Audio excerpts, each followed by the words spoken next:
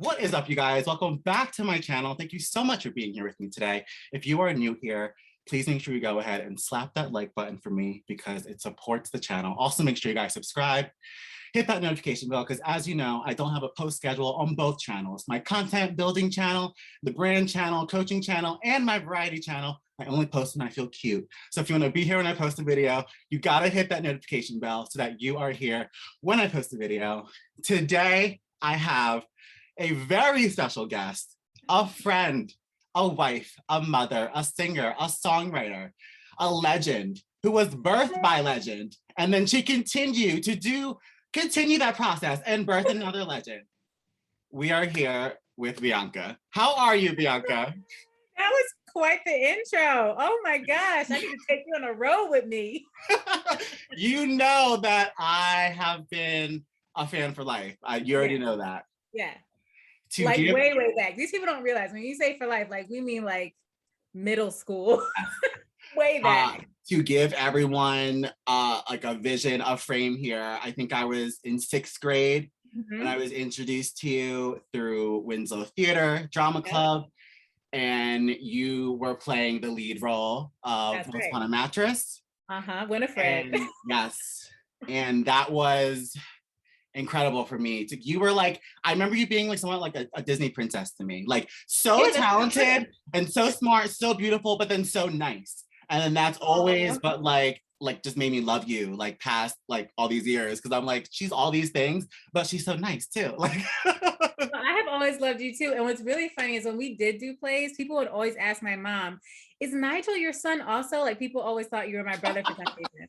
I'm like, I mean, he surely can be. I wouldn't mind. Girl, it's so crazy because I was gonna say that over the years, like first of all, in theater, I always remember your mom giving me a good old compliment after the show. And I know you come from a family of performers. So whenever she gave me a compliment, I was like, thank you. Like, thank you so much. I know you mean it. I know that's real. Because they don't sugarcoat. Like if they think something is just like, okay, they'll be like, it was a good show. Yes. Shout out to Sharon. I like remember her in all the shows. Yes. So for sure. And then just your whole family, like even your brother, like when I launched my first single in 2020, like I was shooting you and your brother like messages and you guys were like there. Like I had so many questions. So we go way back. This is a full circle moment for me because this is my second channel where I talk to people about, you know, building their brand, growing their business on YouTube. Almost every artist or someone who's passionate about something can do that on YouTube. And that started when I first started my first main variety channel. And then it's so weird how connected it is to you, because when I shot you a message of random questions and I was launching my first single, one of my questions was, do you think I need a visual? And you were like, yeah, like give me an explanation, you know, artists need to be seen, blah, blah, blah. I was like, okay, boom, done, we're doing it. So I made that visual, you know, she had no coin, we just made it in the bedroom, we did what we could, you know what I mean? And I remember like watching your visuals and being like, oh, she's just doing it, like I have to do this, you know? And I shot you that question, made that video, uploaded. That's why I made the first YouTube channel. And that's why I say this is a full circle moment, because you said make the video, I made the video, and then I stared at the channel and I was like, well, I might as well do YouTube now. And here I am today, 2 channels later. You are today. So money. Thank you. It is a full circle moment for you to be here, because this whole little empire I'm building here like would not have been possible without you.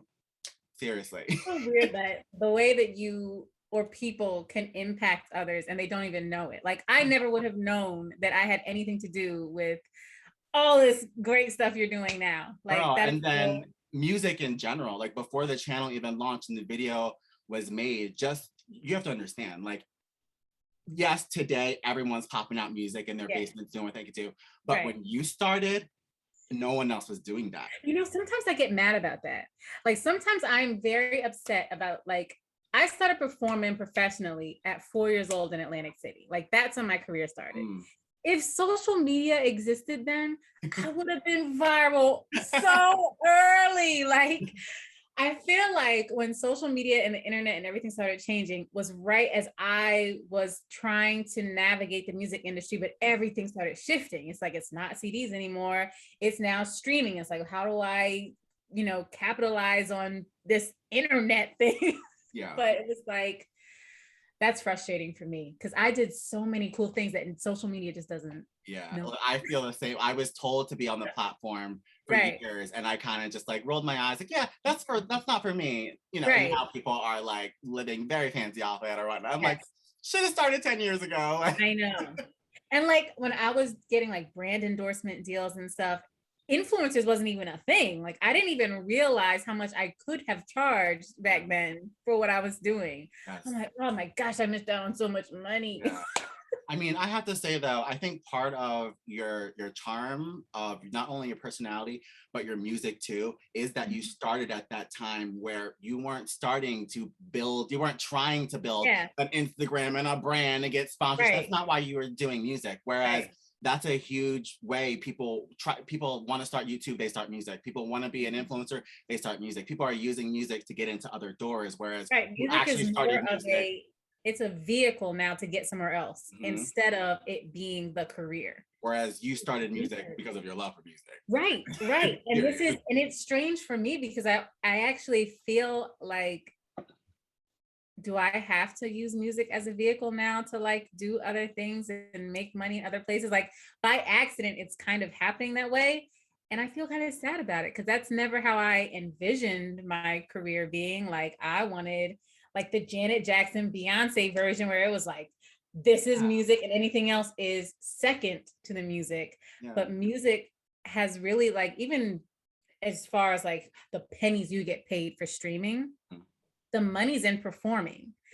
And right now with COVID and everything, not many places to perform. So it's like, how can I still make some money utilizing music and, you know, the internet and stuff? So it's just such a crazy. There should be no shame with you branching out from where you started, because you know in your heart from where you started, and your fans know where you started. So whatever you dive off of from that, like they're going to be there for it. And if you make a coin from it, that's, you know, that's part of business. You know what I mean?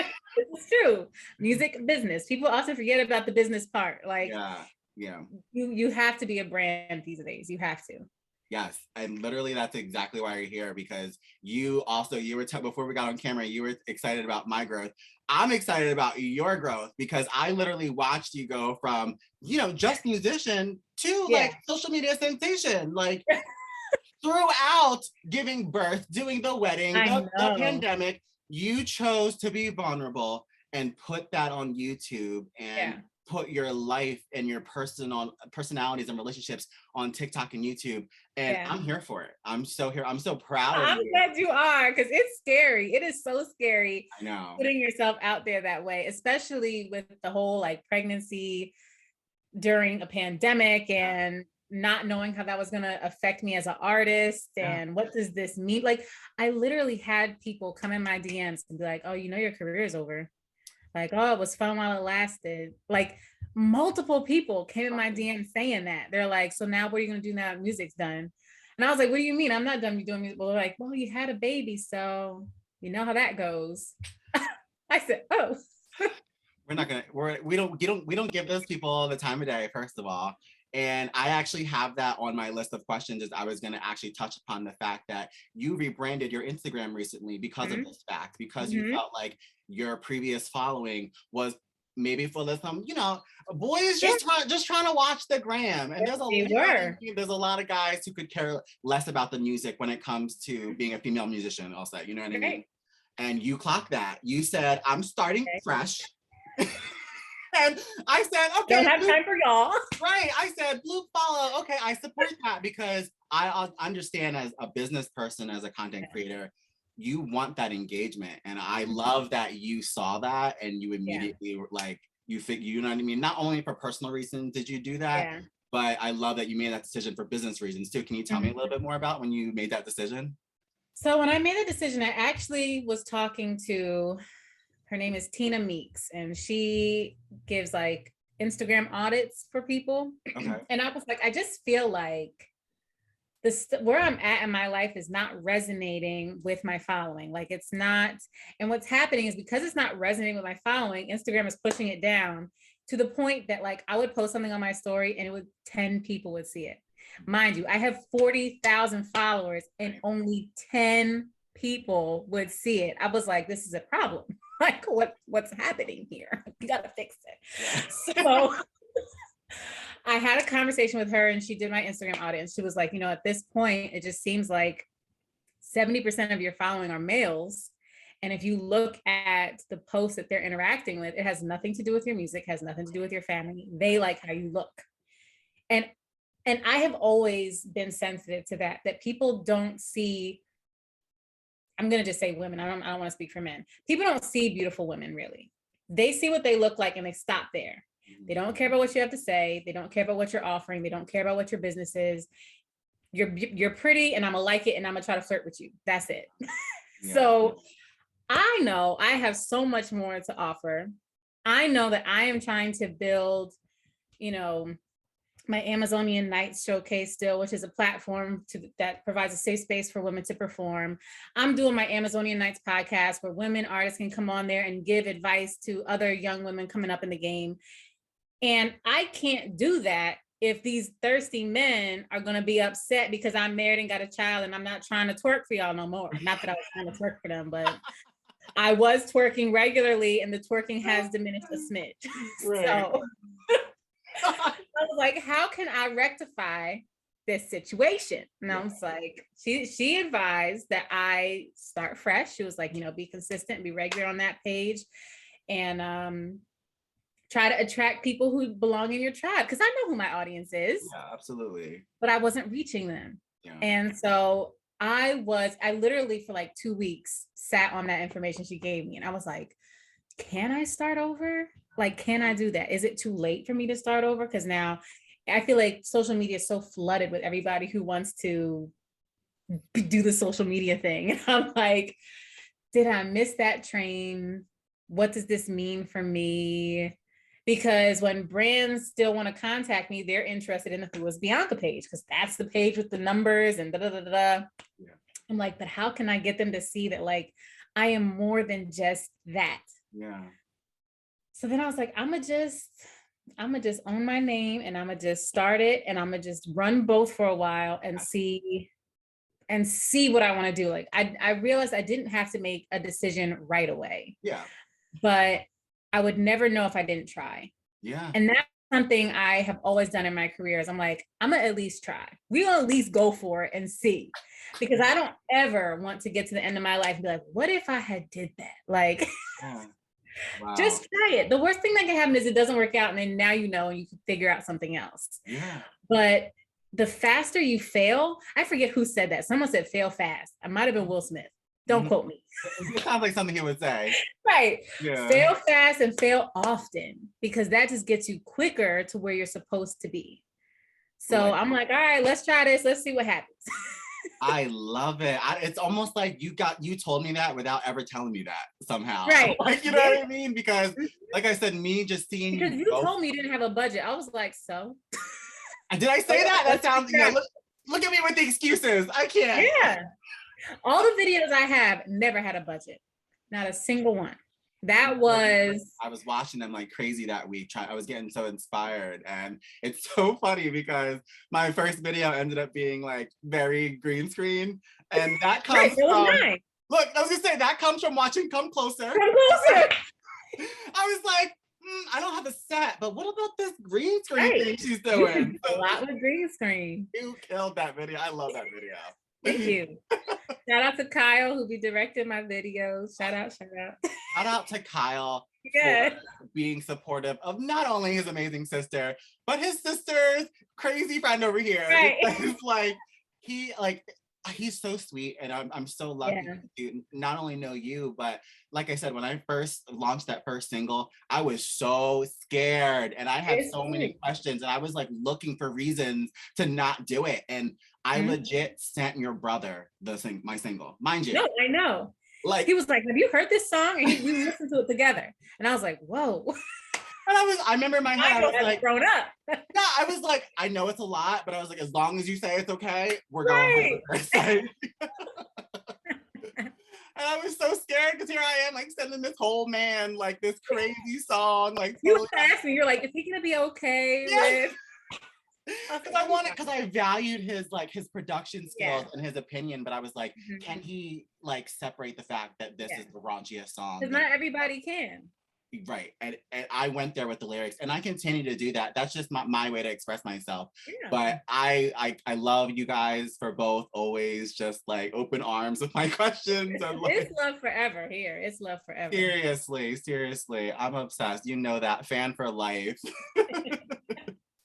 So tell me about like more recently, like besides, I know you have so much of the music recorded. I'm always listening on Spotify. I love Yes, it's number one of my favorite songs. And Nocturnal is actually part of my intimate playlist. I have an intimate playlist, but yeah.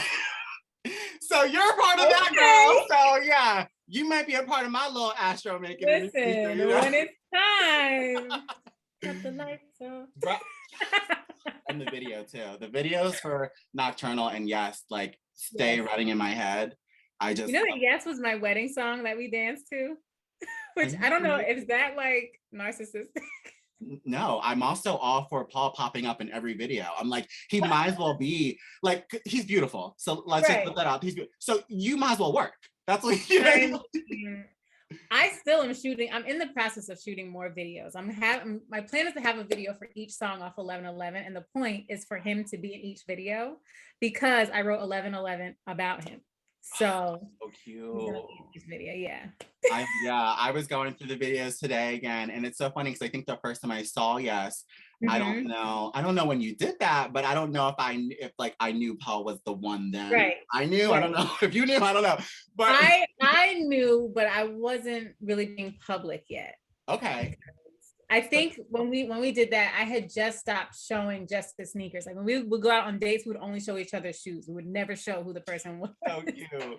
You gotta protect them. No, I was like, I think I can show your face now. Like it was like really as if people are like clocking me like that. Like I was like, I think I can show your face. So I love when he popped up in that today. I was like trying to figure because I saw Yes when it premiered, but I was like, did I know? Because I recognized him today, but I don't think I knew it back then. But yes, love those videos. But in today's world, are you currently in the Atlantic City residency still, or what's going on with that? That's happening right now, or? So starting end of February, we're going to DC. So we'll be at the MGM in DC. This is the show that just keeps on giving. Like congratulations with that, by the way. Thank you. I auditioned for it thinking I was going to have a 2-month contract, and years later, here we are, all over the place. I know we were in Detroit, Canada, Rhode Island, New York, DC. So we have been all over the place, and now we're going to be in DC again. So I'm like so proud of you and so happy for you. I know as an artist sometimes like unless something is like booked per se, like sometimes things don't happen. But when you have an obligation like that, you stay running and it trains your body like no other. And I think I was listening to one of your Amazonian podcasts earlier, and it was 3 years you've been a part of it. It might be 4 now. Wow. Yeah, it might have been an old episode. I was looking at. Yeah, no, it's okay. So I think one of the times I realized like how difficult it is to do this show like all the time was when I was pregnant, because I was like, how long can I perform carrying all this extra weight? So okay, here's a story. Okay. So when you're pregnant, you have to pee a lot. Right. And so during the show, every time I had to like come off stage, I had to run to the bathroom and pee. But I think I just was like really relaxed or something. And I hear my cue, like I'm supposed to be getting ready to enter the stage and sing. So I'm like trying to get my fishnets back up together. I'm in a full sprint, like running to the stage because I'm about to miss the cue, and I need to cut and turn and come through the curtain to come up the steps. But I was so heavy in the front, I couldn't stop. Like the people backstage had to stop me because I couldn't slow down. Oh my gosh. I get on the stage, I'm so out of breath. I was like, okay. We're gonna have to plan these bathroom breaks better because this is not it.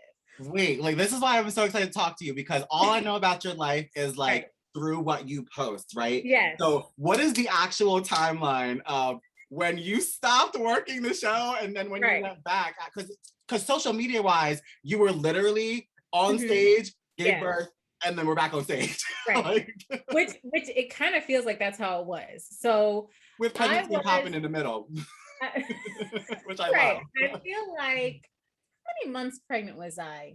5 or 6 months, something like that. I don't know. It's a little foggy. And so our last show, we were performing in DC at the MGM Resort. And I noticed that the crowd was like maybe 15, 20 people out there. And I was like, where is everybody? And then they were like, we're shutting down the show. COVID has hit. No more performances. Da, da, da, da.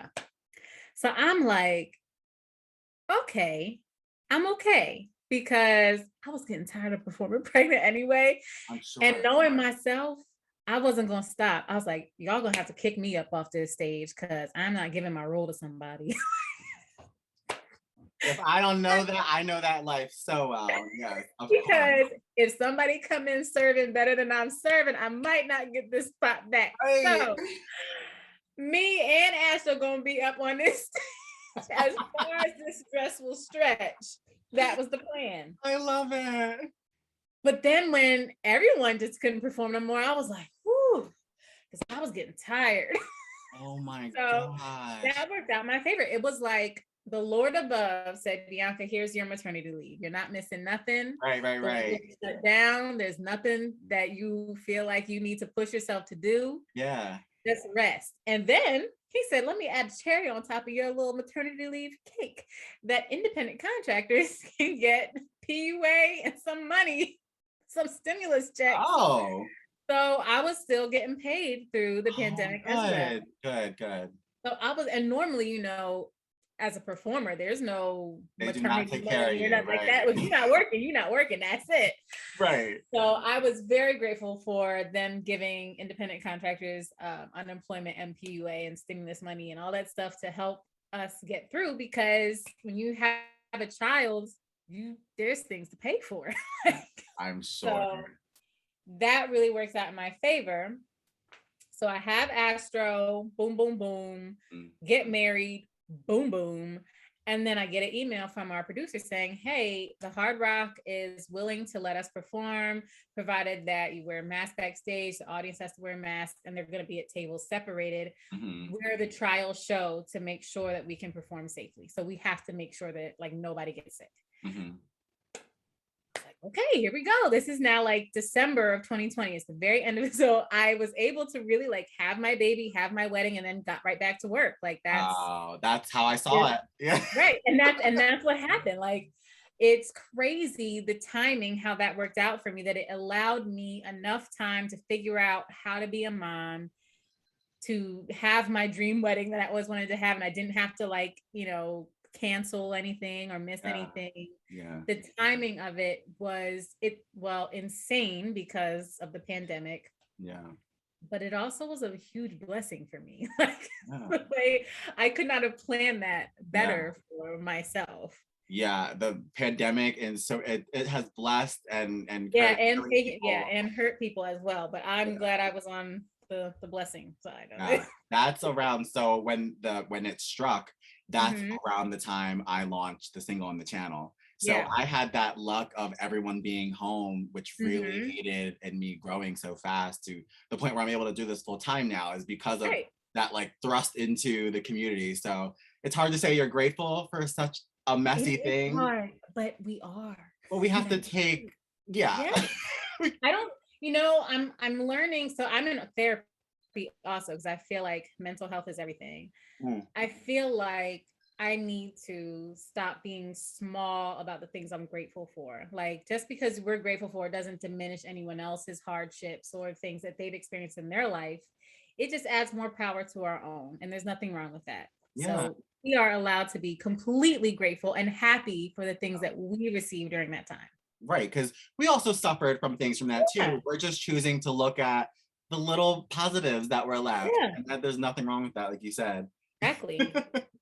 So do you think like this huge turn of social media has more to do with the timing of everything, that it's blowing up? Or do you try to look at these social media brands and these platforms as ways to like you said, like monetize and make more income because of the uncertainty of being a live stage performer. It's absolutely an opportunity to monetize and grow. And I feel like, you know, even as a live stage performer, there is a time limit on that. You cannot, well, some people, if you look at Cher, like some people are doing it forever and ever and ever, but you still should have things in place so that way if you decide, you know, I don't want to perform anymore, you have other ways of making money. And my thing has always been, I want to do what I love to do, be able to live a comfortable life and provide for the people I care about, yes, and own my time. Like that, you can't get time back. Like I don't want to look back and be like, man, I missed Astro's first recital, or I missed his game because I had to work and I didn't own my time. Right. I love the fact that I can say, I'm not doing that this day because I have something else that's more important to me. Mm-hmm. Like I can always make more money. I can always get another job. I can always book another gig, another show, but I can't get these moments with my family back. Yeah. So owning my time has always been like the most important thing. And one of the things I'm doing now, this is like like I just started it. Mm-hmm. I just signed with a new agency where on social media, you go live, they pay you to go live, and that's it. So I just choose my hours when I want to. You have to do a certain amount of hours a month. Mm. It's like one of the apps is like 30 hours, another app is like 50 hours or something like that. So that's like nothing really. That's like maybe 2 hours out of your day. Yeah. Go live, and you get paid pretty decent for that. Wow, I love that.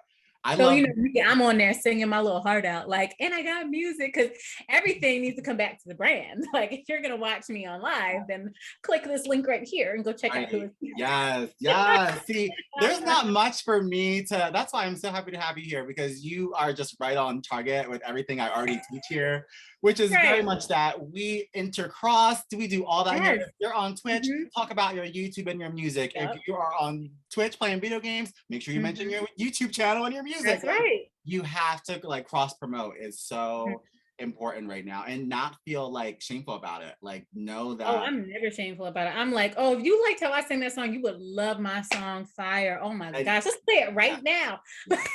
But you would be surprised how many people I have, like students here who watch this channel who are like afraid to tell people they want to start music, or afraid to tell people they want to start a channel. Yeah. So I always try to make sure I always try to make sure I say, like, tell everyone, be like shameless about it. I mean, I post so much of my videos and my everything I do to everyone around me. And it's just one of those things where if you can't handle it, then fall off. That's like, right. You're on the wrong train. Right. You don't want to see this. You need to go. Right, because it is a passion and it's a profit moment where I'm sharing my art, but I'm trying to make a living as well, so I'm not going to stop sharing it. Like, yes, exactly. And the people who really care about you and are rooting for you want you to continue to share it. Like, I wish somebody would be like, you're really talking about your music a lot. Oh, block. That's a quick block right there. Oh my gosh. I'm so lucky that it's so funny, because one of the fears I had of starting YouTube when I started away from the music video and started doing regular videos is I heard that stigma that like the comments are so bad, and people are so rough, and yes, I always have to preach this. Yes, it exists, but nothing compared to the love and support that I've gotten, and the one hate comment. Where you put your attention though. Because some people, like, they see like 1 or 2 negative comments and that's what they hold on to. They're like, oh, these people like didn't like it. They didn't like me. But what about like the 10 other comments of people saying how your video touched them or such great information? People tend to ignore the good stuff and focus on the bad. And I actually was watching something on Netflix about this, that when you experience something negative, it lights up something in our brains that makes us hold on to it, because that is what is the word when you're like evolving. So as humans evolved, we had to hold on to negative things so we would avoid it in the future. Right. So that when we passed it down to like generations, it's like, don't do this, don't eat that berry, because that berry. Yeah, that makes sense. So that's why our brains hold on to negative things, and you kind of have to like rewire your brain to pay attention to positive, because we're not like living off killer berries anymore. Right. So we have to fight against that natural instinct to hold on to negative. Yeah, I mean, and it can be really nasty, but again, Yes. like on the flip side, like there's the comments of people who are like literally in chemotherapy watching my videos or listening to some of my songs, and I'm like, okay, this is different Yeah. now. Like this is like really inspiring and healing and life-changing. So whatever the negative comment is saying, it almost feels like it's that emotional weight on the positive comment that makes that negative comment disappear. And I'm sure you have to feel the same because your songs are like, especially more recently, like very, very like ethereal, like calming. Yes. So I know I can't be the only one going through not only like exciting sexual moments, but like relaxing moments too. It depends what album you're on, right? I mean, I've had people say like, "Oh, I like to light up and play your music, and that it just makes you feel free." And I'm like, "Oh, yeah, cool." You do have some 420 songs. You do. Right. So I am working on another EP right now, and I feel like I haven't told anybody really this. Ooh, dish it. Exclusive here. I'm in the process of recording like 15 to 20 songs, and I'm gonna pick the best 9, and that's what my EP is gonna be. And I have not written anything new in a couple years because I was like just trying to figure out even who I am. Like, and I know my name is Who is Bianca on Instagram, but like after having a baby, I was like, who am I? Like, I look different. I feel different. My voice feels different. What am I supposed to be giving the world now? Because like before it was always like hustle, grind, music video, we're going to do branding, like what, like it was always this career. And now it was like literally the whole world stopped. And I was not allowed or able to work. This was the first time ever in my life, Nigel. Remember, I started at 4. This is the first time ever in my life I had to be something other than a performer and singer. And it was like, what are my hobbies? I don't know. I'm still trying to figure out what my hobbies are because I just love music so much that I've always just I will spend all night in the studio. Now I feel like I have someone who depends on me. So when I'm in the studio, I got to make my amount of time count. I can't just live in here till 5 o'clock in the morning, just like keying and talking. I got to get in. I got to like time management. What do I got to do? What I got to sing? I got to hit that. Like, it's just different now. I'm a different person, and I'm still figuring out who this person is. I'm finding though that she is incredibly strong.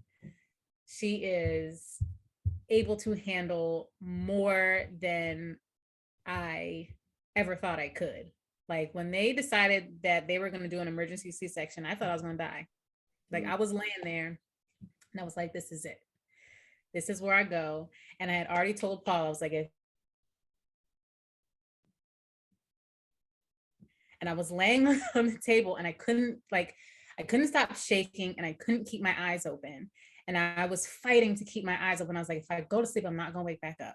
So in my head, like I can hear that Ash was crying and Paul went to go see him. And I just kept telling the doctor, I feel sick. I feel like I just wanted his attention. I didn't really feel sick, but I was like, I feel like I'm going to throw up or something. I feel like I was just trying to be dramatic to get help because I was like, I can't go to sleep. If my eyes shut, that's it. It's over for me. So when Paul got back, he was like, are you okay? Like, what's going on? I was like, I can't stop shaking. I don't want my eyes to close. And then the doctors took him and Astro out because I guess they had to finish sewing me back up or whatever. The whole time it felt like maybe 40 minutes or so, I was just laying there trying to stay awake. And I felt like I was fighting for my life. And I don't know if it's that I was losing, because they weren't communicating to me. I don't know if it's that I was losing a lot of blood or I don't know what was going on. And I didn't have the wherewithal to even ask like what's happening to me because I was so worried about what's going on with my baby. But I came out of that experience just like, I can face anything. I can do anything. If I can keep myself awake, I can really do anything. Wow. I know. Wow. Oh my gosh, that's incredibly inspiring. And I'm not surprised at all that you were able to come out on the other side of that. Crazy. So this new era of music for you, I hope you're not afraid of it, because I'm so ready for it. You shouldn't. I'm afraid of it. You shouldn't be, Bianca, because you've learned things incredible things that change your life. I think life and death, both of those things are two of the most like transformative like things ever. And for me personally, I just went through a loss of a partner in October, and it changed my life immensely. And then you giving birth, when you gave birth, that changed your life immensely. Everything we create from that moment of loss and that moment of life, is gonna be different. It is gonna be so different. It is even lost for me though, because who I was, he's gone. And I had to mourn that. And people don't talk about that in postpartum, that like those first 3 months, you are trying to figure out how to be a mom, you're sleep deprived, but you're also mourning the loss of the person that you were. And you have to get to know who you are. So when you birth your child, you're birthing a new self of you as well. So, and people don't talk about that. Like, I am completely different. Put it all out there. I love it. It is. It's going to be in my music, and I'm so excited that I finally have found how I want to say how I was feeling, because I think that I was having so many emotions that I couldn't even figure out how to like word it or like tell anyone how I was feeling. But now that I have a little more time to like be in the studio and just have the headspace to create, the music is so good, Nigel. Is so Kyle good. On it with you like every step of the way? Yes. But here's the thing is that I'm being so vulnerable. It's scary. It's very scary. Like, I'm just saying what it is. Like, I have been, as I'm like writing, I'm like crying my eyes out. Like, I'm like, I can't wait. That's going to be the best.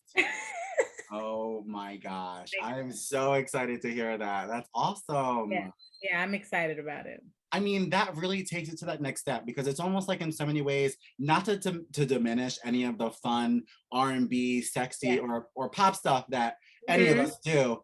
But when you go through something and you have the opportunity to write something about something, it changes. It's a moment, not only creating it, but just knowing that you went through it and that you were able to turn it into something like. So what is your writing process like, and how, I mean, I'm sure you already have your writing process, but has it changed now that you're really you're changing and putting real life events now that change you immensely into your music, into your lyrics? So has your writing process changed, or how's that going? So my writing process has always been like, I'll listen to a bunch of beats, and the ones that make me feel something are the ones that like I'll put in my little folder for like whatever my EP is. And then when I have some time, I will press record on my, so now I use Logic. It used to be my phone, but I put on Logic and I just sing whatever I'm thinking or whatever I'm feeling. And that usually tends to be the song. And then I like write down what I sang. And then sometimes I'll have to go in and like, because I didn't have a word, I said some gibberish and I like might have to put a real word in there, or I'll take out something that maybe doesn't fit as good. But for the most part, I just let it out. And I find that my songs are much better when I do that than when I try to write a song. Like when I'm like, okay, I'm going to sit down with a pen and pad and write a song. For me, I'm not going to do this. I'm not going to get emotional. You cannot listen, release what you have to. It's okay. For me, writing songs is such a spiritual thing. Like, that is when I feel like I am the most me. Like, sometimes I don't even know what I'm thinking or feeling until I listen to what I sang, and I'm like, dang, like, that's it.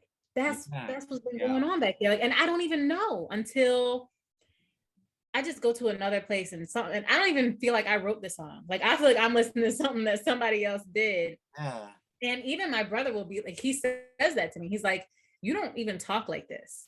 So it's like something else is channeling through me. Like, I just become a vessel. And it is I put myself in a dark room and just sing. It's supposed to be that way though. Like Yeah.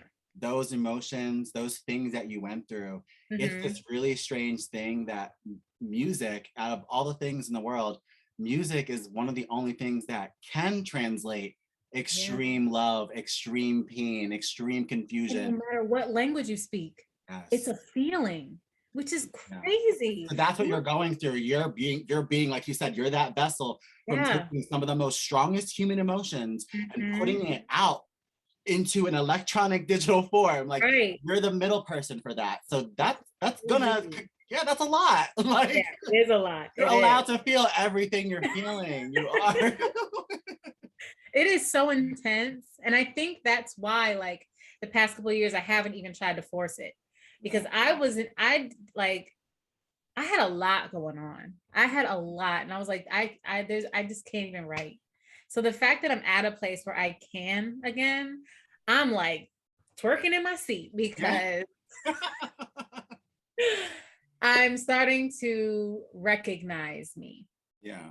I would say, like, and even becoming a wife is like it's a different thing. Like having to always think about another person all the time, which I mean, I guess if you're in a relationship, you should do that. But I think it's different in marriage. Like there's a child level too, of I'm sure. responsibility that like slams onto you. Yeah. Bills are tied together, living stuff is tied together. Whereas before, when you're just dating, it's like, oh, I do this, you do this, we come together, have fun, and then we go off. But when you're married, it is like it's all the time, you know, like even when you're getting on my nerve, there's no that space isn't there. And then when I'm trying to get that space, I got a baby on me. Like I just was feeling smothered a little bit. And I talk about that too in my music because I feel like people don't talk about this. Like everyone wants to paint this picture that like, oh, life is perfect. I've had the perfect life, but like nobody's life is perfect. Yeah. But that doesn't mean it's not beautiful, you know? Yeah. So that's the direction. I love it.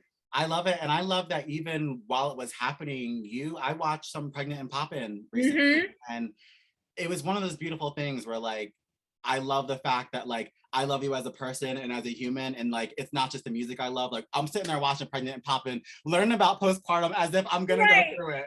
And like, and that's what made me realize like, oh, this is what it's like to really like a creator because he can upload about anything and I'm gonna sit here and watch it. And I loved you being born. I mean, I just love it because you show your whole family, you have scenes of everything. You do such a good job of like purposely like not wearing your makeup, purposely leaving the edits in of Astro crying or whatnot. Like go for the vulnerability. See, thank you for noticing. Go for that. That is especially in the, you want to talk about, I can't speak for all of these platforms, but YouTube, people want that. People want to see the non-edited, straight through, vulnerable moments, especially on the topic that you're choosing to speak about at that time. It doesn't get any more real than that. No mom wants to just see an edited postpartum video. I don't know what I mean. Like, feel bad. It's like, well, geez, I must be doing this terribly. No, we all trying to figure it out. Yeah. Even artists, we're all trying to figure it out. Like no one has the perfect game plan. You kind of got to figure it out as you go. Which is why when I said to you, like, I'm so proud of your consistency, like every video is not going to hit. Yeah. But if you put out consistent videos, you got a higher chance of being and that has always been the idea in mind is like, okay, you don't have to do good, but the next 6 might like right. That is the truth. And you know, I've been trying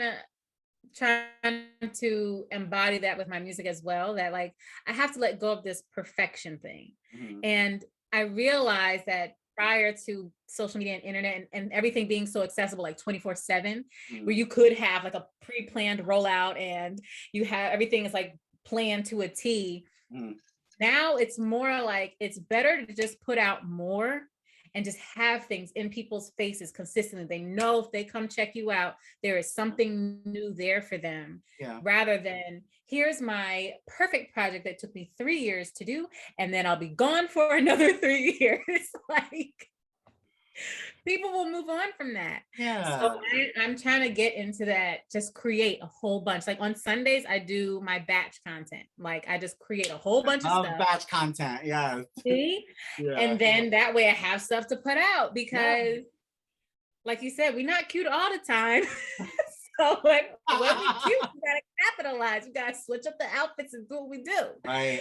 Yes. Saying that in the beginning of my videos was my way of taking off the pressure of posting on everything that I'm posting on. I made it a point to let everyone know I will not be here if she don't feel cute. I'm not logging on. I'm not posting a bit. I don't get two days go by, 3 days go by, then we're not doing it. Now the whole joke is I usually feel cute, so I'm usually here. Nigel, you're always cute. So. But like as long as I've known you.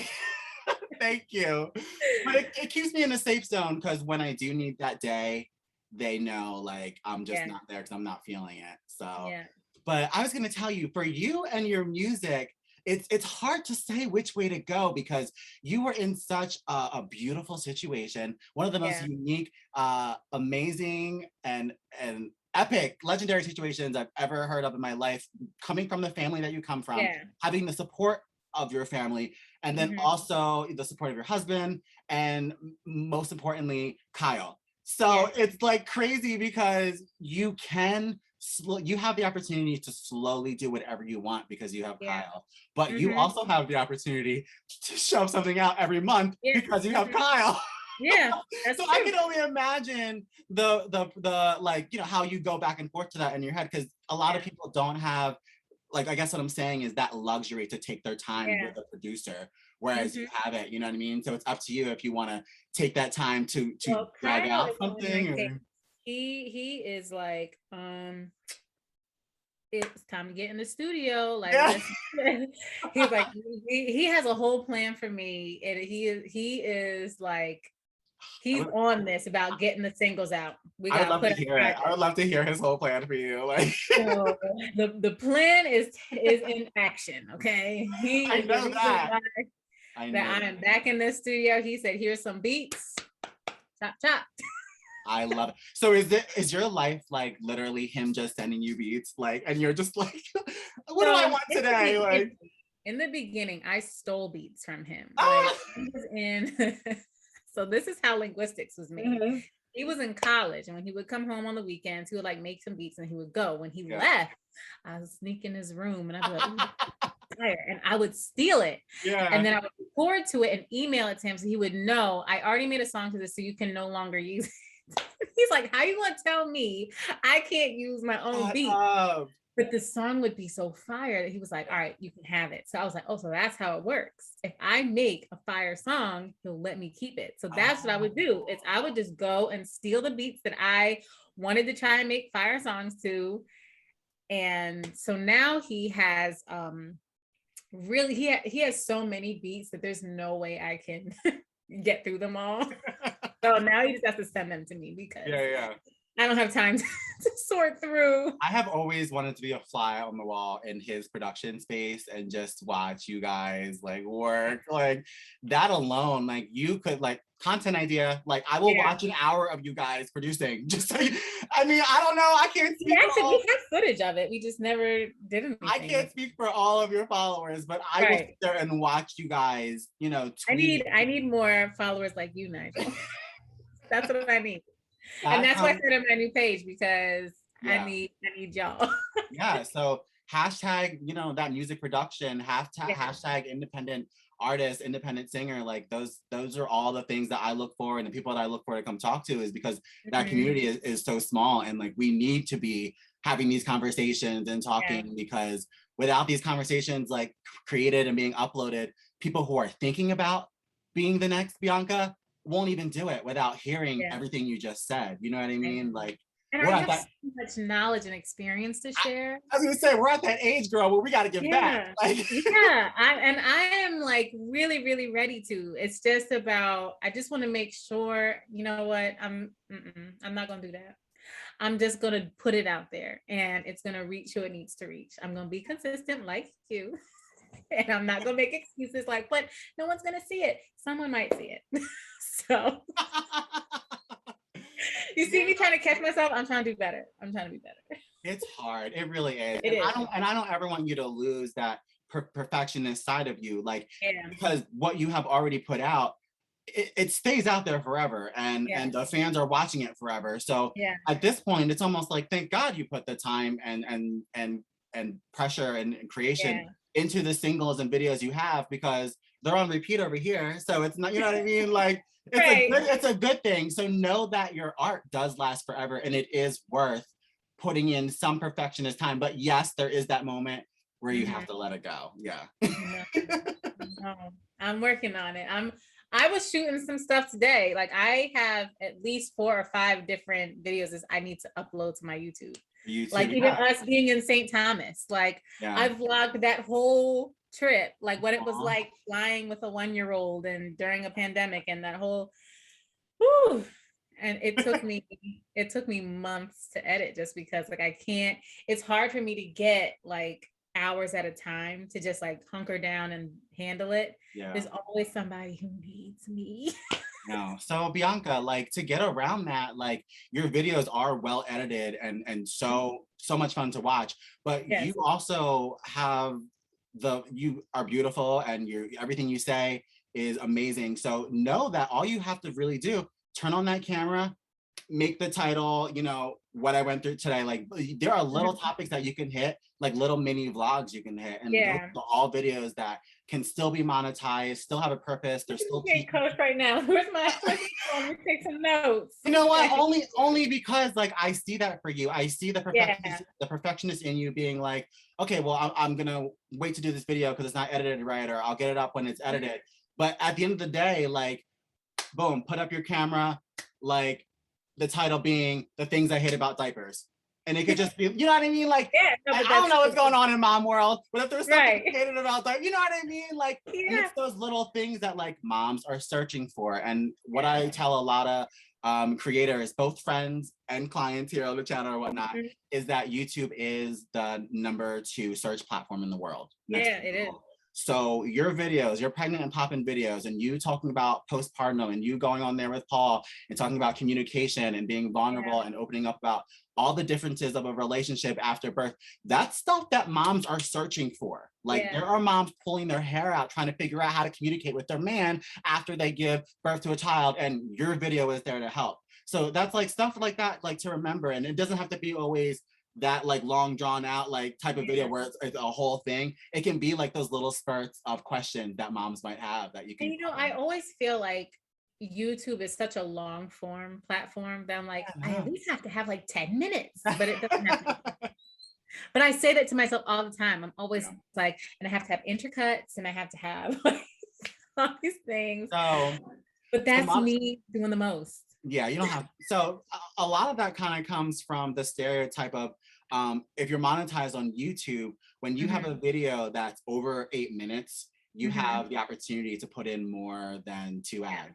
If it's under 8 minutes, then you can only put an ad on at the beginning and the end. So a lot of coaches or people in general on YouTube will say, like, make a long video, like, because everyone's trying to get their coin. But in reality, like, you can upload, it doesn't have to be like in the 10-minute, 12-minute range. It can be at that 8-minute mark, and you can still get all the ads, but, you know. So yeah, you don't have to go crazy. But I love your channel, and like I said, like, it really goes to show that you are not just a music star. Like, you are, as much as, like, we might not love this world where, like, when you do music you kind of just become an influencer, which is what happens. It's what happened. But it's for you. That's what I'm saying. It's like, you have the personality, your family has the personality, your son literally is stealing the TikTok fame. Oh my God. I was going through last night, and I'm like looking at you, but then he's like you have to hear him sing. He sings my songs, like the words of my songs. Like, I love it. Wait, his favorite is your brother's, right? That's his favorite. I be trying to put him to sleep at night, and he's like, I know. I'm like, we're not doing this. He'll wake up in the middle of the night. I know. I love it. On key, singing the right notes. I said, this child, he's a little party starter. He hears some music, he'd be like, it's time to go. Hey, I'm like, when he's a teenager, Nigel. I'm stressed because I can see now I have a party child. I know that. I know that. He is like forever. You know, like when I'm out walking about, yeah, I just be trying to get where I'm going, mind my business. He has like Mr. President, hello, hello, waving at everybody, trying to have conversations. I'm like, we don't know these people. We're still talking. oh my God. He gets it from his dad. His dad is like super friendly and like out there going and a party guy. And I've always been like, I'm not here for the parties. I just want to perform. Like, right, yeah. Yeah, I know. I was going, like I said, I was listening to so many of your podcasts earlier, and I was so shocked to find out so much of you sharing about how you were shy when you were younger. And I'm like, can't relate, because when I met her, it was all about us getting it done. And like, you know what I mean? Like we met during that peak of our theater years where like, and shout out to Winslow Theater, because I honestly feel like, you know, those rehearsal schedules and you and I auditioned for the part. Us. Right. I tell people that and they laugh at me and I'm like, you don't understand. My schedule was 6 a.m. to 2 for school. And then because, you know, God blessing, we always had a significant role in the show. It was rehearsal 2 to 8. Like it was serious. And then homework, like it was a lot. So it was intense.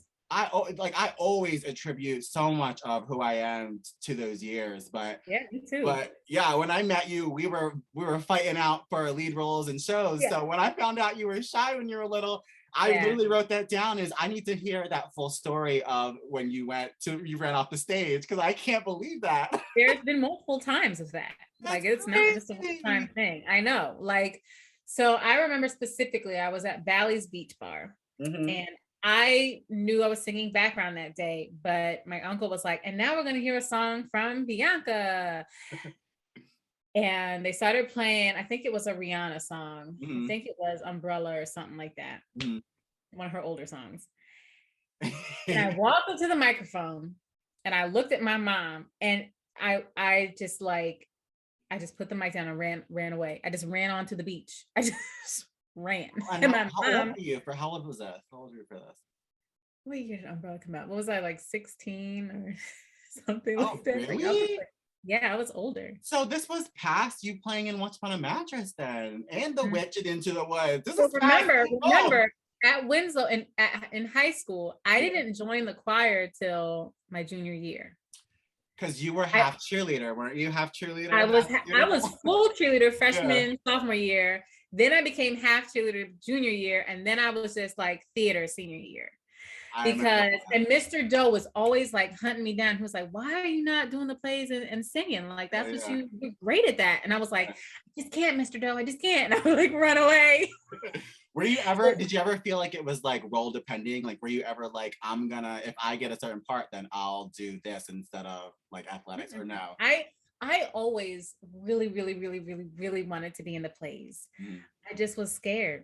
I just couldn't do it. Like when I would go to sing, it's like my vocal cords would just go and just that's so great. I just was so excited to touch on that, because when I heard that in your podcast, I was like, my Bianca shy? Like what? Yeah. Like it was I couldn't believe I got the lead role when I first moved to Winslow. That was like a fluke thing, because I auditioned for the play when I was at Voorhees Middle School in 6th grade, and they didn't give me any role. They were like, I wasn't even good enough to be extra. Like, you can't even be ensemble, sweetheart. You're not in this production. And I felt like at that point, like I still had that like little kid confidence, like I can do anything.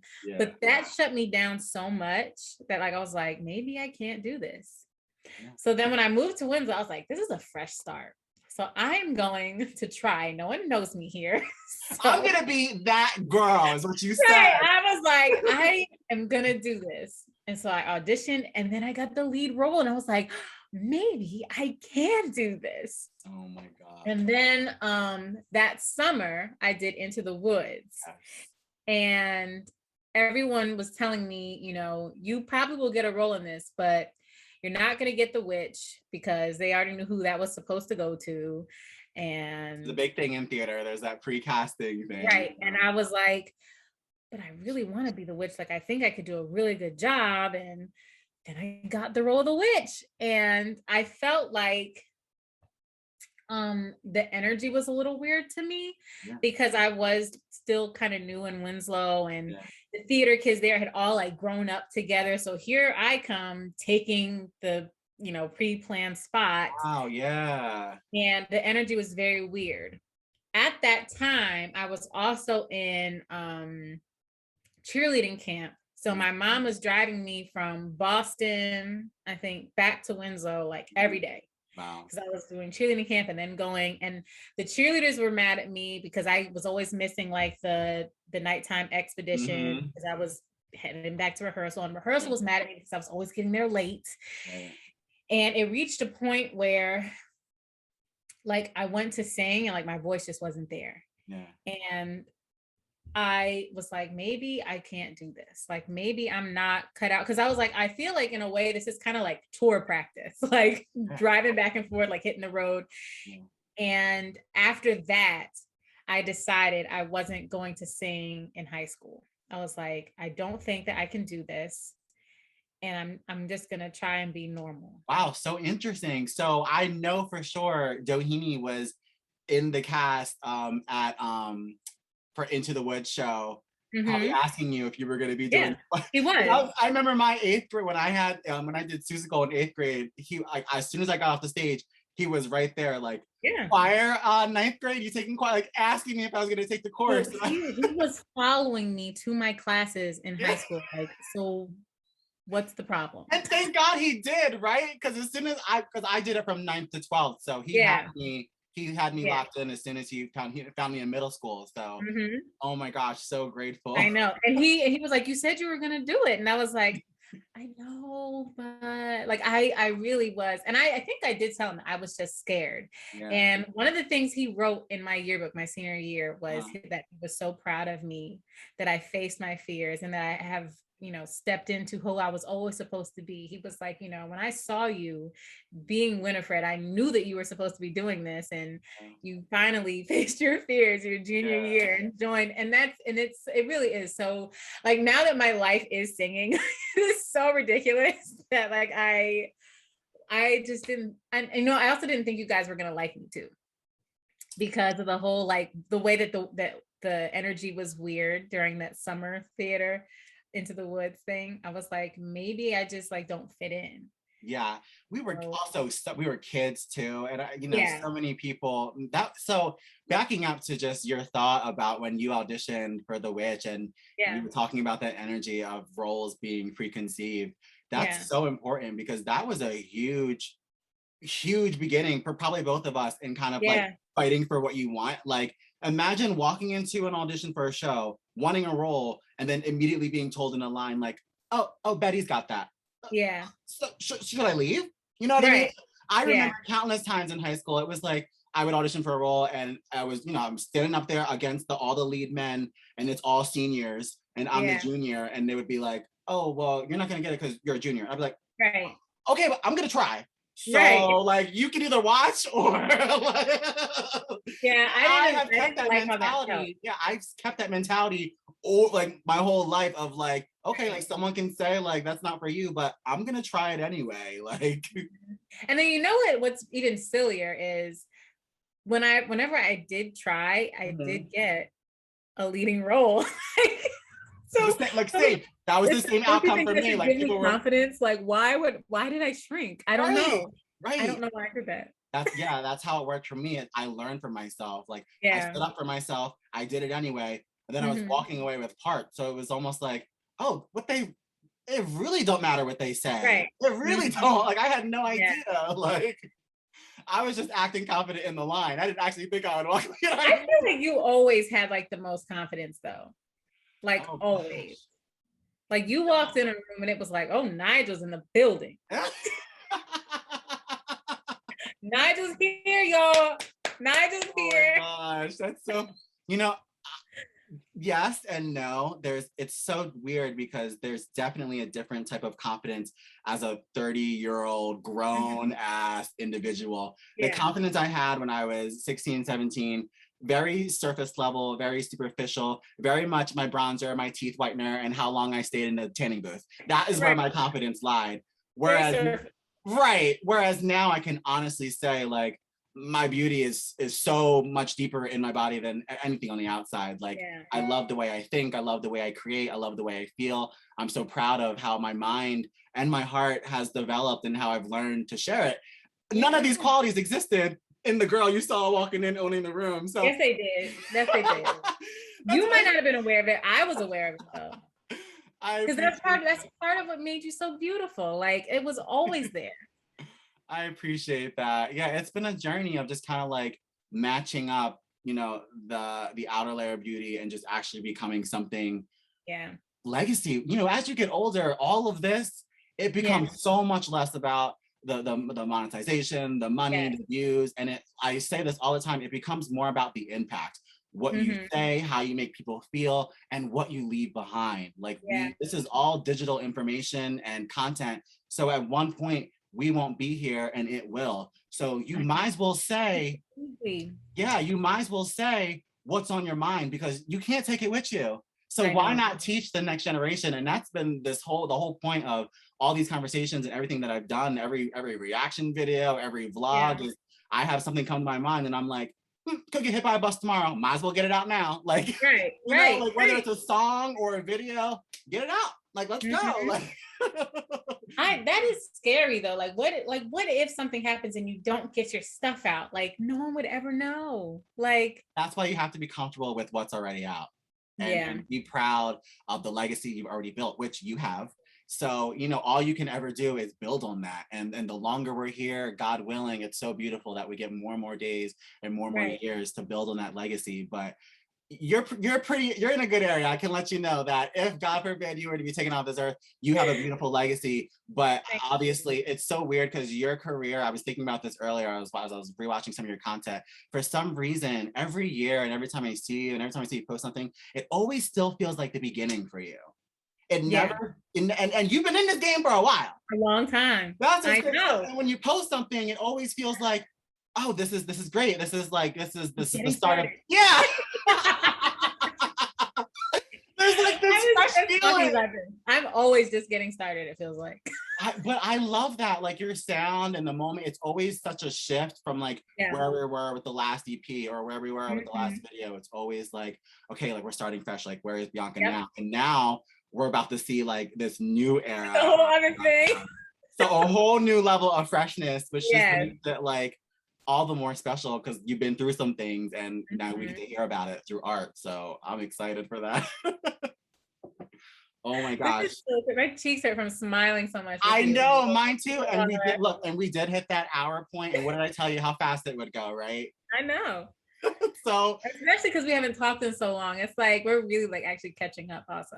I know, and I wanted it to be that raw, like, and I knew it'd be this juicy because us catching up is like, because all we do is business basically. Well, now you're a wife and a mother, so you have multitasking to do, but our brains are very much like business oriented. So like, I knew that even though if I were to call you and we were to catch up, we would be talking about business. Like we would be talking about art and stuff. Absolutely. So the least I can do. We're passionate about it. And and there's nothing wrong with that. And I knew you would have no problem with me making this content because like I said, like this is for the future of Bianca's and Nigel's. You know, this is for the teenagers who want to be creators, singers, and don't know where to turn or how to go next or want to see someone talking about it. And one of the like final questions I had for you is like, what is that advice that you would kind of give to like an 18-year-old Bianca who maybe is just graduating high school and, you know, her parents are leaning towards more of the four-year university and she has this, she has a journal and there's songs written in her. And I'm not just talking about the girl who wants to be a singer. I'm talking about the Bianca. I'm talking about the girl who it comes from the heart and she knows she can do it. What would you say to her at that point in her life? So if she's doing the college thing, because everybody's not just going to drop out and leave like me. I don't expect everybody to be that wild. There's so many connections that you can make in college and this is one of the things I do regret a little bit from dropping out. I should have maybe did this, then dropped out. Real tea. Is you need to know so many people who can do many things. Like Get to know people who are interested in graphic designing. Get to know people who might be party promoters and then they can bring you in and you can perform at their events. Get to know people who might be interested in artist management, or people who are interested in doing, music accounting and can help you figure out taxes and stuff as an artist, because that's a whole other thing that I didn't learn till later, like all the things I could be writing off and how I can hang on to my coins, because that's important. There's if you look at A-list celebrity, if you look at a Beyonce, look at what people does she have around her? Yeah. Who's in her team? Yeah. And then those are the people you want to look for in college. It's more than anything you will ever learn in class is building connections with people. I can't tell you how many people went to school, they got their degree and they're like, I'm not using my degree.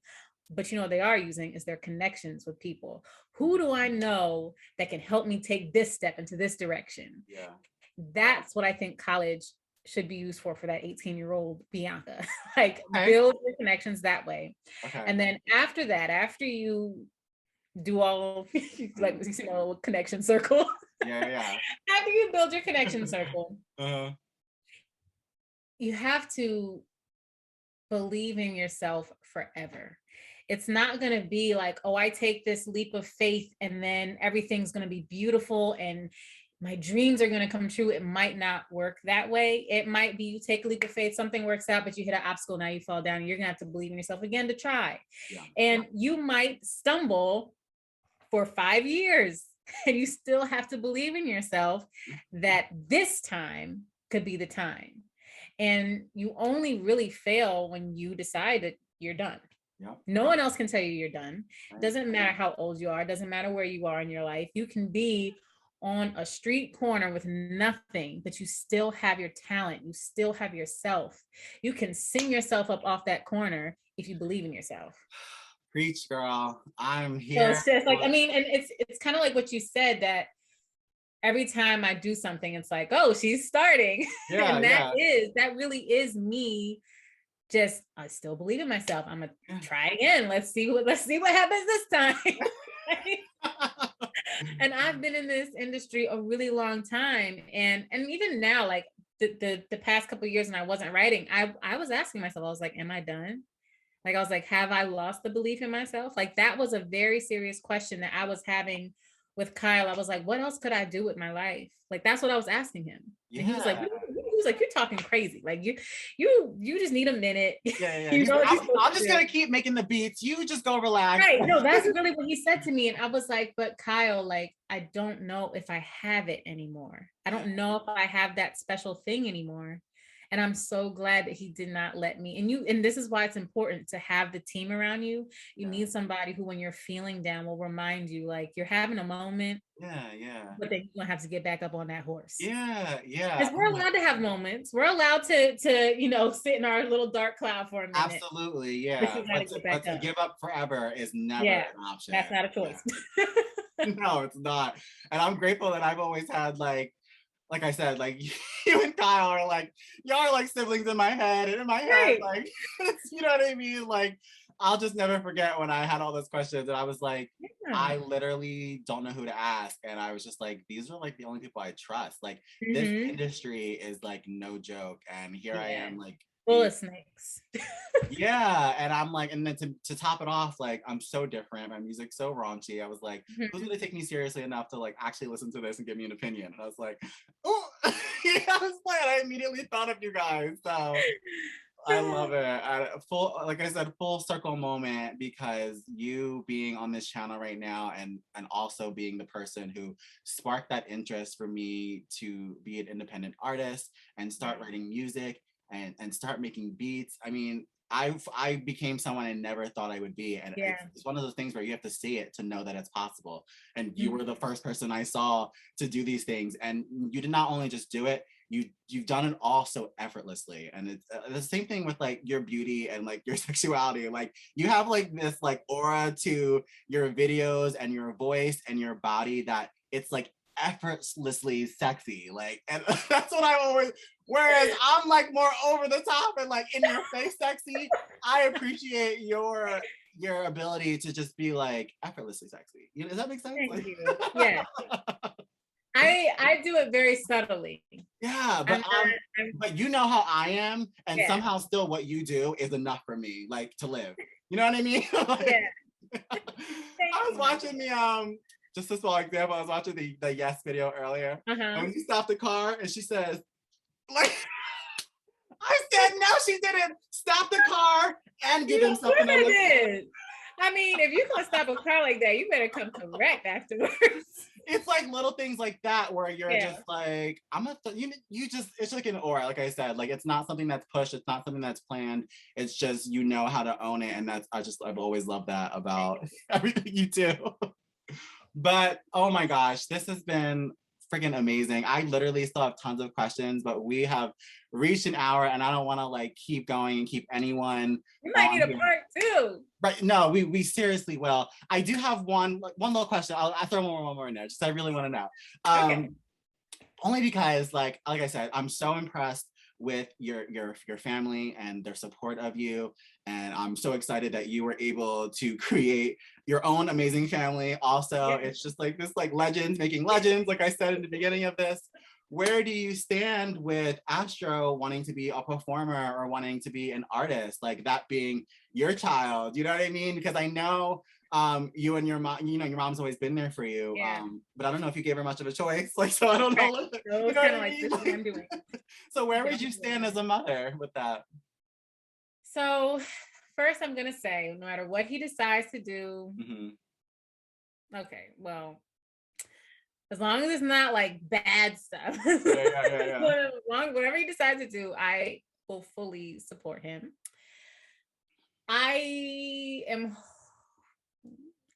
hoping. And you still have some time to think about it. So right. I mean, but I'm hoping that he doesn't necessarily want to choose this industry, just because no matter what advice you can give someone, that there's no guarantee, you know what I mean? Like there's no clear-cut path for anybody. Like, hey, you go to college, you get this, you do this, and then boom, you have a job. That's not how it works. Right.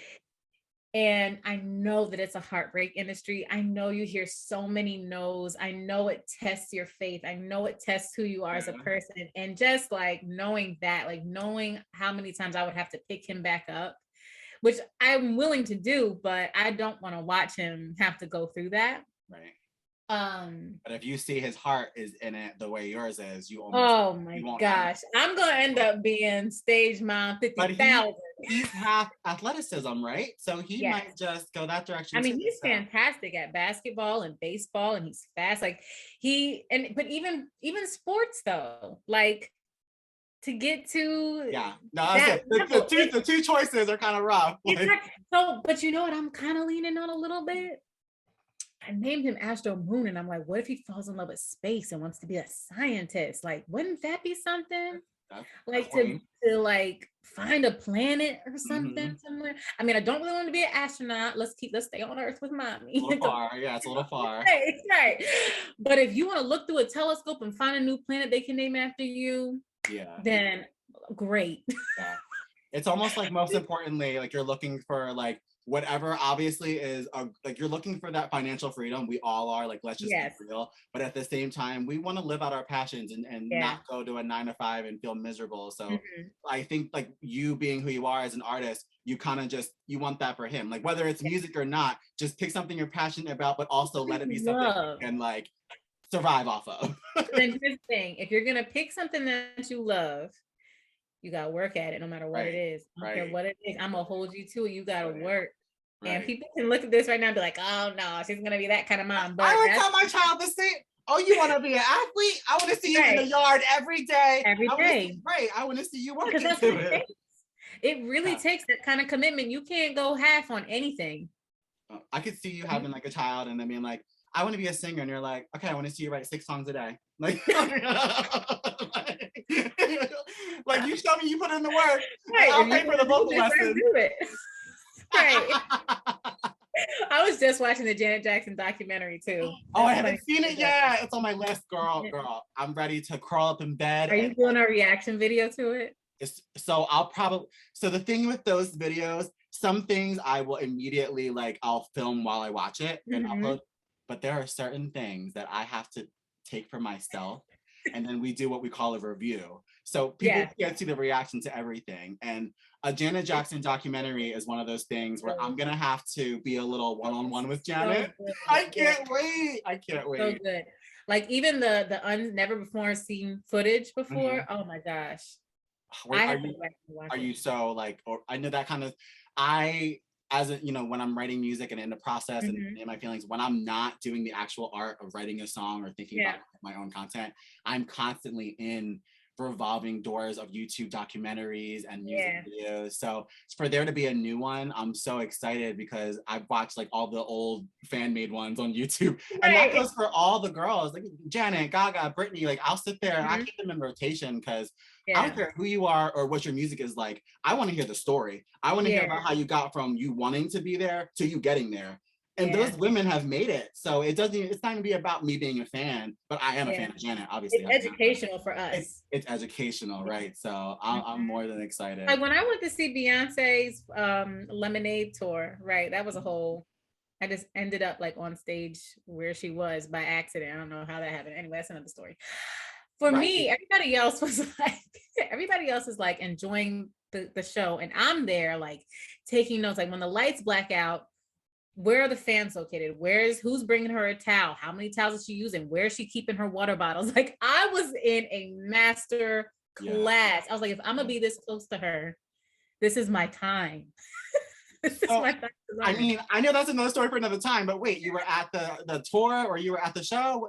So when she was coming to Lincoln Financial Field, me and my mom really wanted to go, but we didn't get tickets. And so we were just like, oh, we're not going to go. But then my cousin posts on Facebook, like, oh, I'm not feeling well, but I have these tickets to see Beyonce, but now they're just going to go to waste.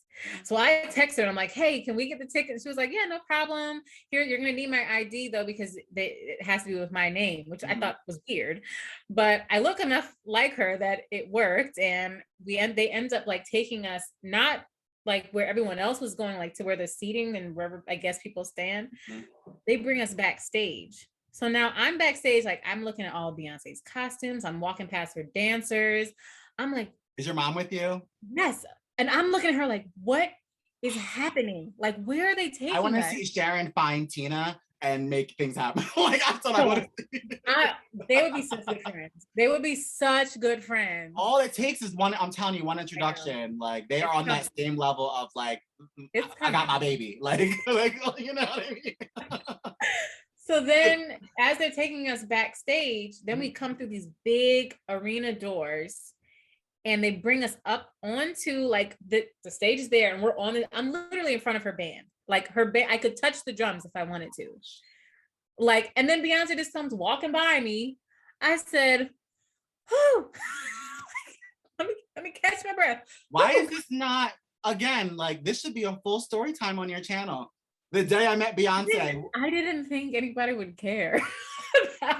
Again, do you know that people sit around searching the day I met Beyonce just to see if anyone met Beyonce? I did not know that. Yeah. So put that on your video. Put that on your video. What? Now I know if I have a stage performance and I decide I want to use those like fire lighter things, that's dangerous because the ash gets in your eye. I never thought about that. Oh, see, I haven't reached those pyrotechnics level yet of my stage performing, so I don't know about that. I can't wait to though, by the way. I can't wait to. I know, but that's why when that happens, Beyonce walks this way because there's ash that falls down and gets in your eyes. And I was like, okay, noted. The more you know. No, wow. Isn't that crazy? But I'm sure she's like a beast at dodging it. I mean, she's Beyonce. Okay, Nigel, I have to ask you a question because I feel like you'll tell me the truth. Of course. So Beyonce wiped her sweat and threw it to me. Yeah. Threw me the towel. Yeah. But a little boy was next to me and he was like, can I have the towel? And I looked at my mom and I was like, but she was like, give him the towel. So I gave him the towel, but I'm so upset about it. Is that wrong? Is it wrong that I feel upset that I gave up the towel? Should I have kept it? What would you have done? Oh my gosh, that's He was like 6. So, okay, a couple of things. Like like, so he's 6. So I don't know if he's truly going to understand the legacy of Beyonce and like doesn't understand the meaning. Right. And then not to mention, like, you're an artist trying to reach like new levels of your career, and the sweat of such a legend might help an individual do something. Like, I would have grabbed it maybe like, I don't know, like took a sip and then gave it back. I don't even know. Legend sweat.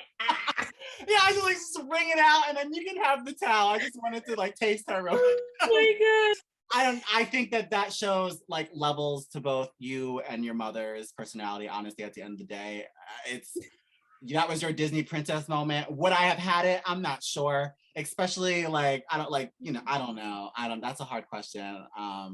I plead the fifth on that one. About it sometimes. So I'm like, she made eye contact. It was like, this is coming to you. Threw it, hand up, caught it, and then it's gone. You're probably going to think about that the rest of your life. I'm going to let you know. I am. But you know how we look at the positive side of things. I'm going to let you know that maybe that towel was meant for you. She threw it at you, knowing about your future, but you being the good. That was my second time meeting her. I did meet her when I was like 10, and we took pictures backstage. Oh, dope. Destiny's Child days, or?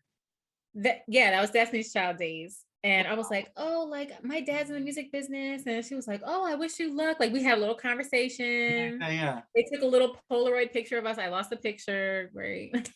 And like, so it didn't happen, but I'm going to tell you that. Right, because if there's no picture. Right.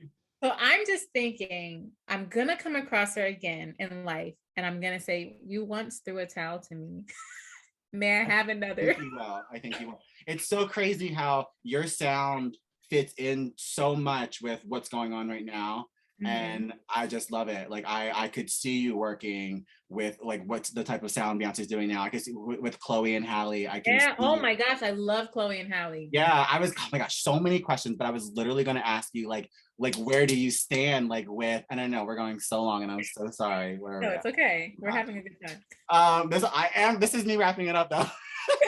But these are important questions, like, and these are things that I've always wondered. And speaking about Chloe and Halle and Beyonce, all that, how, as artists and performers and creators, we constantly are worrying about like what we're putting out next and what we're doing. So like, we don't have a lot of time to soak in all the inspiration that we want, but we do have to take the time to do that. What are you listening to right now? Because I personally am going through a Megan Thee Stallion, like uprising in my heart. Like how I used to be crazy about Britney and all that. You were there for that era of my life.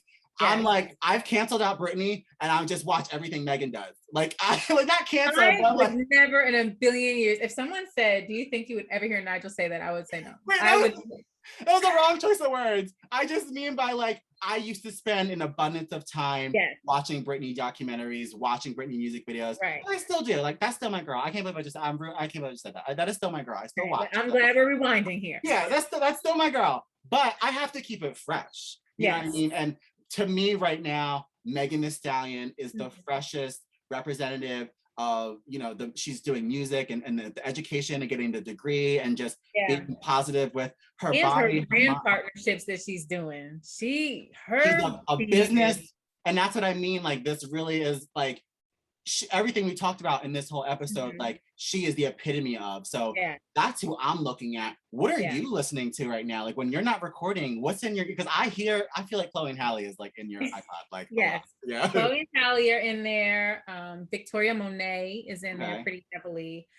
I don't know if you know Amnesia. She's from New Jersey. Ooh. And she actually has written a lot of the hit songs that we love and listen to all the time. Oh, no way. I'll put her on my Spotify. AMNIJA. And she just put out a new EP. This is her first EP as herself because she's just been behind the scenes working on things. And I actually really love her work. Like I found her on TikTok because she was like, I bet you didn't know I wrote this song. And then I went down a rabbit hole and I was like, oh my gosh, she wrote all these songs. Like her repertoire of hit songs it's crazy, Nigel. Like she's so talented. Yes.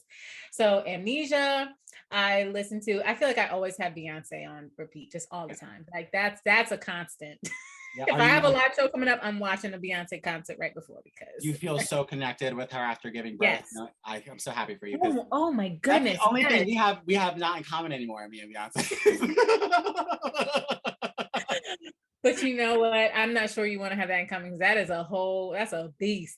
Giving birth is a beast. I know, but to see you both get back to doing what you want to do after that is, you know, I may never go through that, but it's still an inspiration. Like Victoria Monet just had a baby also. Like, and she, I think it was 5 months after she had her baby, she performed a huge festival, and like I saw a YouTube documentary about like leading up to it, and I can't find it no more.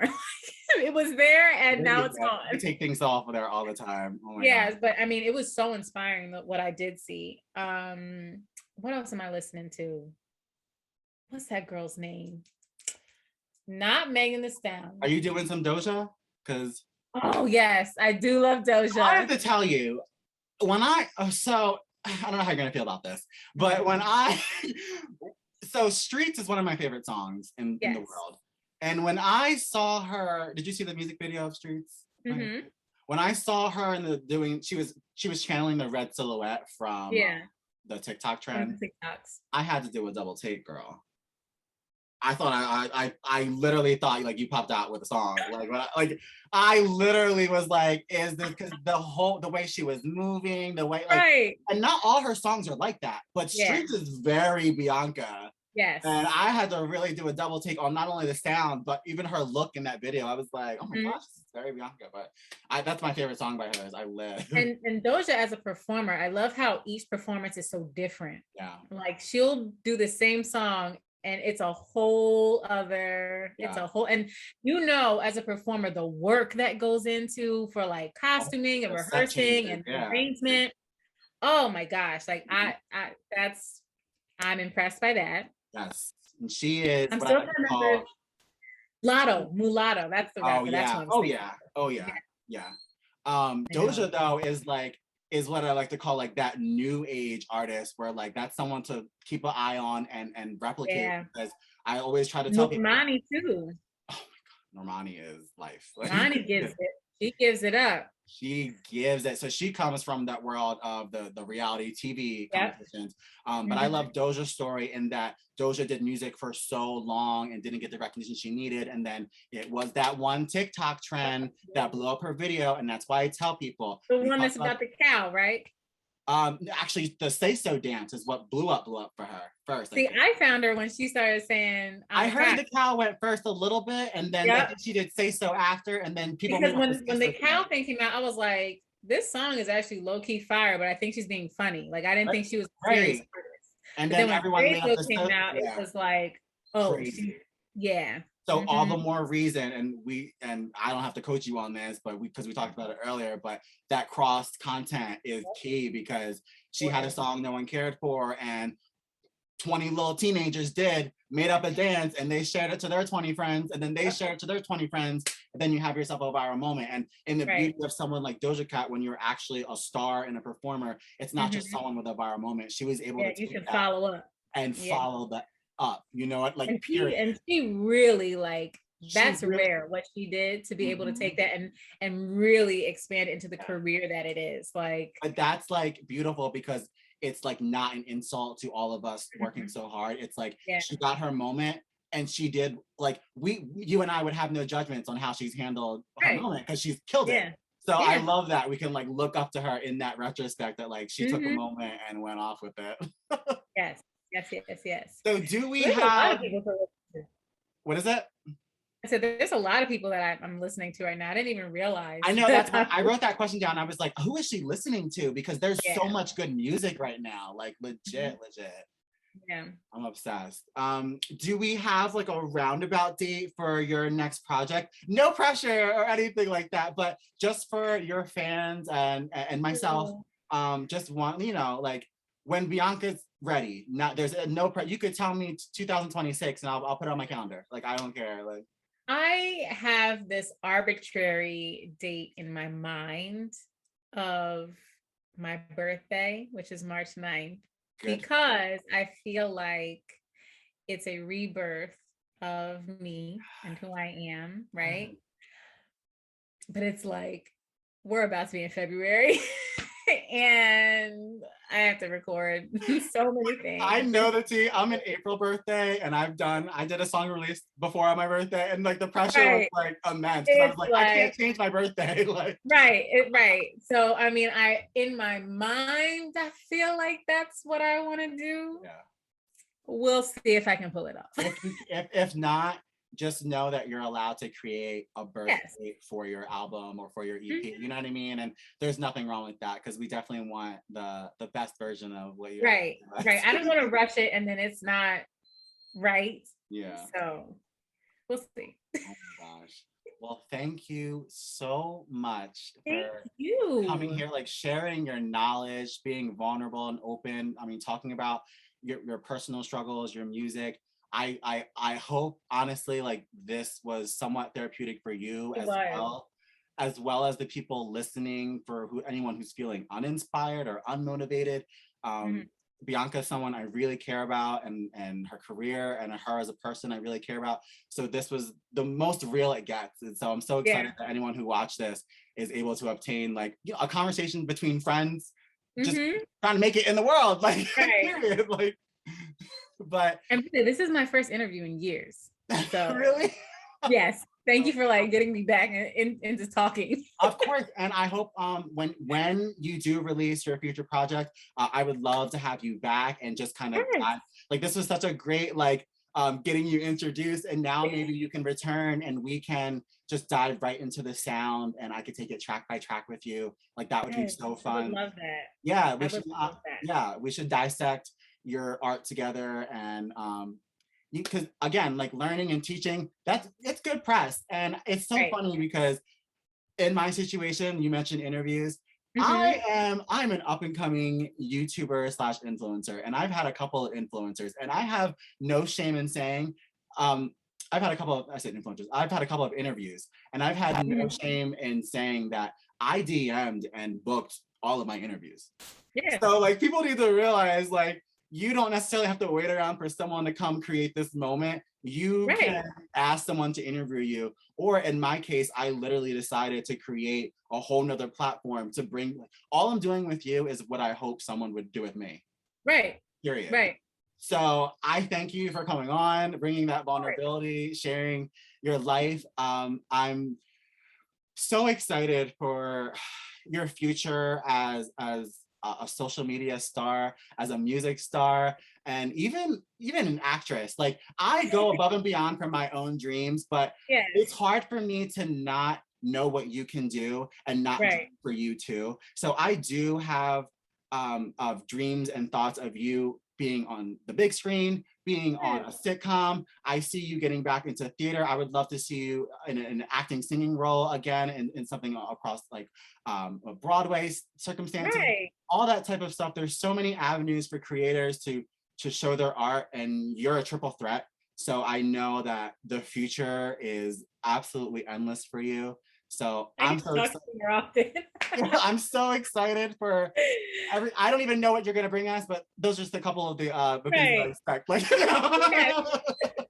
no, that's where I see you going, because I know that you're capable, and like I said, like I dream big myself, so I'm not gonna dream small for you. I know what you're capable of, and I really do see you grabbing those stars. So please, like I know you don't need anyone to tell you to keep going, but please keep going. And know that I'm not the only one that you are inspiring and that you are motivating to get their lives together, whether it be with music, whether it be with their relationships, whether it be with their child. You have chosen so many avenues to reach out to people and be a voice. So thank you for that. And I'm thanking you for all the people that you've touched me, but I'm thanking you for everyone you've touched also who might be watching. Oh, thank you. I did need to hear that. You said that I didn't need to hear it from you, but I do. Thank you. You're welcome, Bianca. And where can everyone follow you as far as social media. I'm gonna actually put in the description box down below, guys, you'll find the link to my main variety channel, as well as Bianca's YouTube channel. And I'm gonna put a link to her Spotify page in there, so you'll be able to get to access to all of her EPs and singles that are absolutely iconic. And then the music videos are playing on her YouTube channel that I'll have linked. And then also the Amazonian Nights podcast is on the YouTube channel. And I just plugged everything for you, but is there anywhere else they can find you? I'm sorry. You know, if there's too many links to choose from, you can always just go to whoisbianca.com and everything is also there. Here we go. And then on the actual video, I'm gonna have her Instagram, guys, right under her video, and then I'll have my Instagram right under mine, so you guys can check me out on Instagram, as well as, like I said, all the links in the description box. But I want to thank everyone for watching this amazing chat / interview / catch up. I hope you guys enjoyed it. Yeah, this was super, like, just beautiful. I feel like a weight has lifted off my shoulders, and I hope everyone has gotten something from this video. So thank you all for watching. Please do not forget to slap that like button, subscribe, hit that notification bell, because like I said earlier, I don't have a post schedule. I only post when I feel cute, both coaching content and variety content. It'll be up when I feel cute and juicy. So hit that notification bell, subscribe, and I will see you guys in the next video. Bye.